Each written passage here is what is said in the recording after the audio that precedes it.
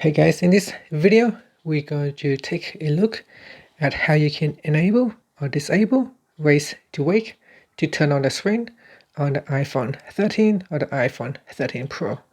First, let's go back to your home screen by swiping up at the bottom of the screen, and on the home screen tap on settings. In settings you want to go down and tap on display and brightness. Next, go down and tap on raise to wake. So tap on the switch to turn it on or switch it off.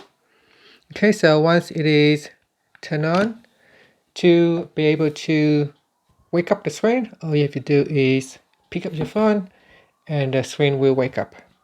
And if I switch it off, you can see that now if I try to pick up my phone, the screen will not wake up until I tap on the screen. And that's how you can turn on or turn off raise to wake on the iPhone 13 series. Thank you for watching this video. Please subscribe to my channel for more videos.